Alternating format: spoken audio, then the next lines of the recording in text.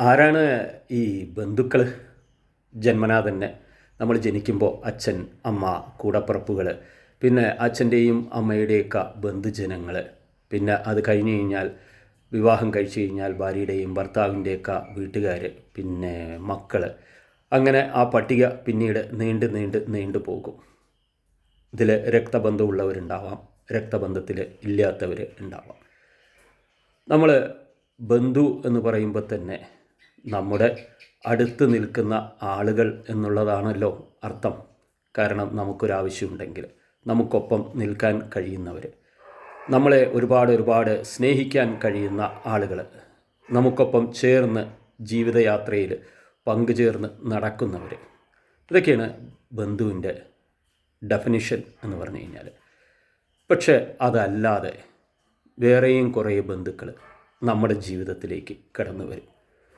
അവർ രക്തബന്ധത്തിലോ ഈ പറഞ്ഞ രീതിയിലുള്ള ബന്ധത്തിലോ ഒന്നും ഉള്ളവരല്ല.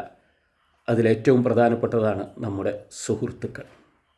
ഏറ്റവും ശ്രേഷ്ഠമായ ബന്ധം, അത്രയും ഉറപ്പുള്ള ബന്ധം, എന്നും നിലനിൽക്കാവുന്ന ബന്ധം, എന്തിനും ഏതിനും നമുക്കൊപ്പം നിലകൊള്ളുന്നവർ, അവർ ഏറ്റവും പ്രധാനപ്പെട്ടവരാണ്. അല്ലാതെയും കുറേ ആളുകൾ നമുക്കൊപ്പം വരും. നമ്മുടെ ആവശ്യങ്ങൾക്ക് അനുസരിച്ച് നമുക്ക് വേണ്ടി ജീവിക്കുന്ന ചിലരൊക്കെ നമ്മുടെ ജീവിതത്തിൽ വന്നു ചേരും. ഒരു ദൈവത്തിൻ്റെ നിയോഗം പോലെ അവർ നമുക്ക് വേണ്ടി നമ്മൾ പോലും അറിയാതെ പ്രവൃത്തി ചെയ്തുകൊണ്ടേയിരിക്കും. അങ്ങനെയുള്ള ആളുകളല്ലേ നമ്മുടെ യഥാർത്ഥ ബന്ധുക്കൾ.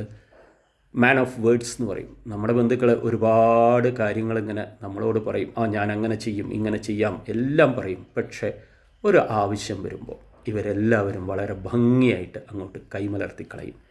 എന്നാൽ ഞാൻ രണ്ടാമത് പറഞ്ഞ കൂട്ടർ, അവർ നമുക്കൊപ്പം നിലകൊള്ളും. ഏതാവശ്യം വന്നാലും എത്ര വലിയ പ്രതിസന്ധിയാണെങ്കിലും നമുക്കൊപ്പം അവർ അങ്ങനെ നിൽക്കും. നമ്മളിൽ ഒരാളായി നമ്മുടെ ദുഃഖങ്ങളും സന്തോഷങ്ങളും സങ്കടങ്ങളും എല്ലാം അവരങ്ങോട്ട് ഏറ്റെടുത്തുകൊണ്ട് നമുക്കൊപ്പം നിൽക്കും. ഇവരല്ലേ നമ്മുടെ യഥാർത്ഥ ബന്ധുക്കൾ. ആ ബന്ധുക്കളെയല്ലേ നമ്മൾ എന്നും നമുക്കൊപ്പം ചേർത്ത് നിർത്തേണ്ടത്.